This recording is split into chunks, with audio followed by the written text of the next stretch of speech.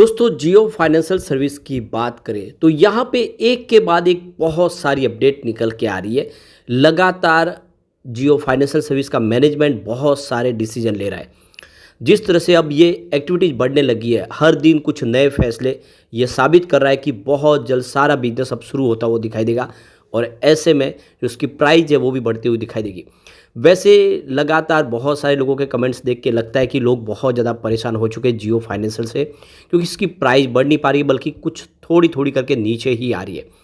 लेकिन ये एक ऐसा मौका है जिसमें आपको धैर्य के साथ बने रहना है, क्योंकि ऐसा पीरियड हर स्टॉक के साथ आता है जो मल्टी बैगर साबित हो चुके हैं। बहुत सारे सुइलोन भी, IRFC भी, उनके साथ भी ऐसा हो चुका है और इसीलिए आपको इस समय धैर्य की ज़रूरत है और ये निवेश का अच्छा मौका है। ये आपको इस वीडियो के माध्यम से समझ में भी आएगा, तो अच्छे से समझेंगे। जो बड़ी डील हो रही है वो क्या इशारा करे उसको भी समझेंगे। क्या बड़े फंड हाउस चुपके से यहाँ पे खरीदारी शुरू कर चुके। लेकिन फ्रेंड, उससे पहले अगर आप पहली बार हमारे चैनल पे आए तो चैनल को सब्सक्राइब कर दीजिए, एक बेल आइकॉन दबा दीजिए ताकि जब भी नया वीडियो बने पहला नोटिफिकेशन आपको मिले। वीडियो पसंद आए तो लाइक से जरूर कीजिए। चलो फ्रेंड्स, वीडियो स्टार्ट करते हैं। मैं हूँ आपका दोस्त SB दवे और हमारे अपने चैनल ऑनलाइन कमाई में आपका बहुत बहुत स्वागत है। तो सबसे पहले आज के कारोबार की बात करें तो स्टॉक की शुरुआत तो पॉजिटिव हुई 327 पर, क्लोजिंग कल की 323 के आसपास थी। इंट्राडे में 330 का हाई भी बन गया, लेकिन बिल्कुल ऊपर के लेवल से आ गई प्रॉफिट बुकिंग, या यूँ कह सकते हैं कि बिकवाली जो रिटेल इन्वेस्टर काफ़ी ज़्यादा कर रहे हैं इस समय, जिसकी वजह से इसने 320 का इंट्राडे में लो बनाया। काफ़ी ज़्यादा अप डाउन देखने को मिला। अंत में क्लोजिंग 322 के आसपास रही, जहाँ पे 0.40% की गिरावट देखने को मिली। तो अच्छी खबर के दम पे स्टॉक दौड़ा, लेकिन रिटेल इन्वेस्टर का सपोर्ट नहीं मिलने की वजह से स्टॉक आया नीचे। वैसे पिछले एक साल में जिसने भी निवेश किया उसको 52% का इस समय पॉजिटिव रिटर्न मिल रहा होगा। 211 के आसपास स्टॉक था 28 अगस्त 2023 को। बात कर ले अगर हम इसके अपसाइड की तो ये देख सकते हो 23 अप्रैल 2024 को ये ऑलरेडी 394 का इंट्राडे का हाई बना चुका था और वहाँ से अब काफ़ी करेक्ट भी हो चुका है। वैसे पिछले 6 महीने में देखें तो यहाँ पे 4% की ही तेज़ी बनी है। 310 के आसपास स्टॉक था 29 फरवरी को। इसका मतलब ये है कि पिछले 6 महीनों में जिसने भी निवेश किया उसको कोई खास फायदा यहाँ पे नहीं हुआ है, और पिछले 1 महीने में जिसने इन्वेस्टमेंट किया उसको तो यहाँ पे करीब 2.39% का लॉस हो रहा है। 320 से देखो 330 के आसपास जो स्टॉक था वो इस समय 322 के आसपास है, लेकिन वैसे इंट्राडे में 330 इसने आज टच किया है। तो कह सकते हैं कि पिछले 1 महीने से प्राइस है वो लगभग एक ही जगह पे आपको दिखाई देगी ठहराव के साथ। वॉल्यूम आज हल्का सा बढ़ा है। वैसे पिछले कई समय से 2 करोड़ के आसपास का ही वॉल्यूम हो रहा है। पिछले 1 महीने पहले इसका 2 करोड़ का वॉल्यूम था। 77 लाख की डिलीवरी उठाई गई थी। 1 वीक पहले भी 2 करोड़ का वॉल्यूम हुआ था। सामने 85 लाख की डिलीवरी उठाई गई थी।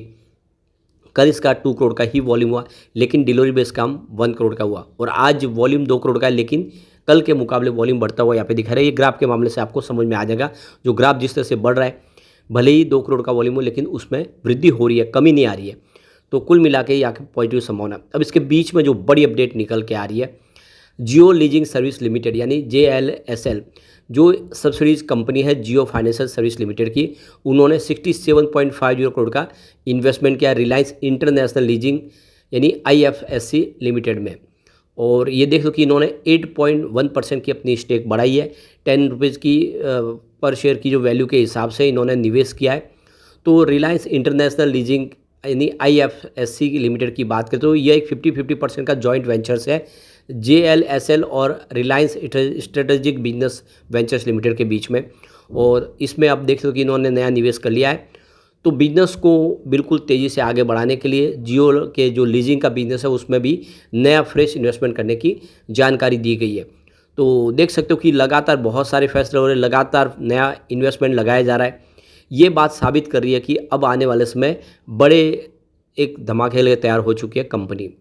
दूसरी तरफ अगर आप देखें तो ऑलरेडी हमने कल ही डिस्कस किया है कि जियो पेमेंट बैंक के अंदर देखें तो कंपनी ने अपनी स्टेक को बढ़ा दिया है, और यहाँ पे जियो फाइनेंशियल ने देख सकते हो कि करीब 6.8 करोड़ रुपये का इक्विटी शेयर खरीदे है।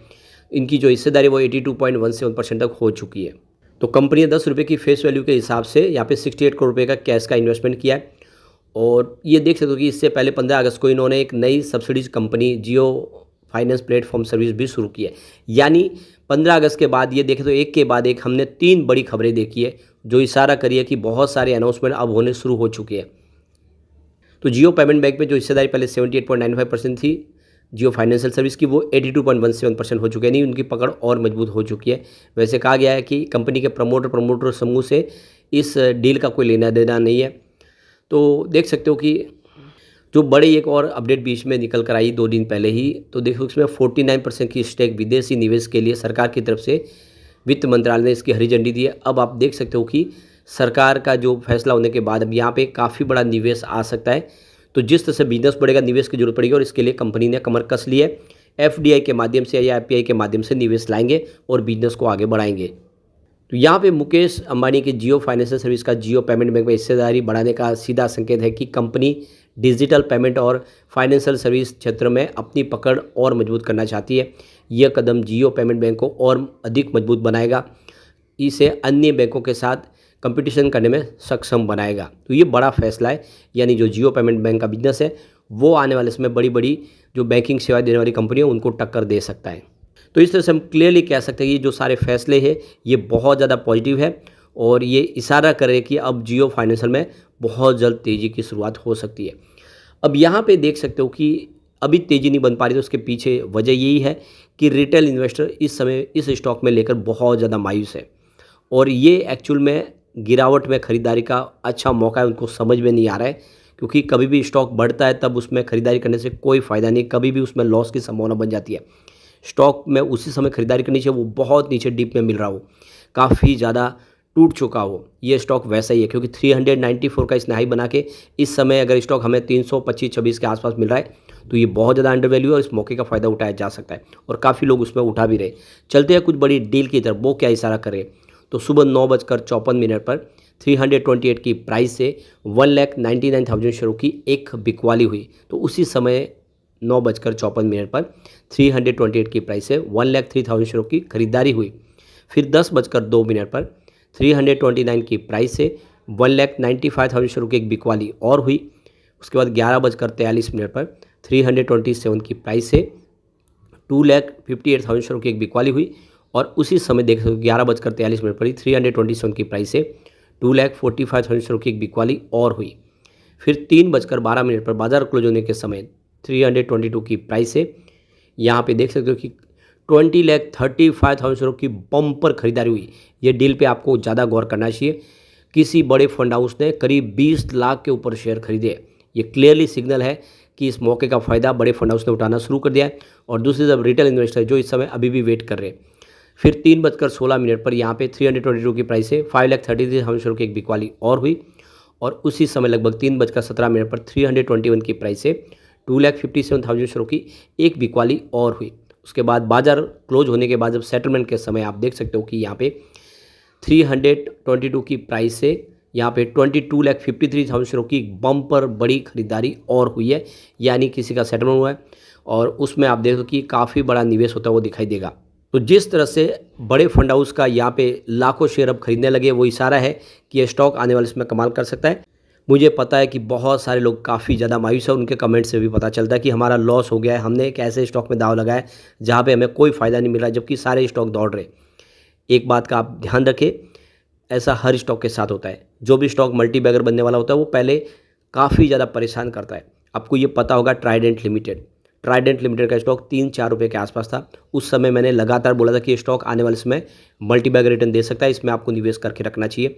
और वो स्टॉक जब दौड़ा तो 3-4 रुपये से स्टॉक सीधा 70 तक चला गया और वही स्टॉक 35 और 40 के बीच में पिछले 1.5 साल से स्ट्रगल कर रहा है। तो जो पहले मल्टी बैगर साबित हुआ था वही स्टॉक इस समय लोगों को परेशान कर रहा है, लेकिन जल्दी वो दौड़ेगा। तो यही होता है हर शेयर के साथ और इसीलिए डिप में अच्छा मौका देके खरीदारी कर लेनी चाहिए। लेकिन फ्रेंड, कोई भी इन्वेस्टमेंट करने से पहले अपने फाइनेंशियल एडवाइजर से बड़े ले या अपना खुद का रिसर्च करें, क्योंकि मैंने वीडियो आपके एजुकेशनल पर्पज़ के लिए ही बनाया। वीडियो पसंद आए तो लाइक से जरूर कीजिए और चैनल को सब्सक्राइब कर दीजिए। Thank you friends.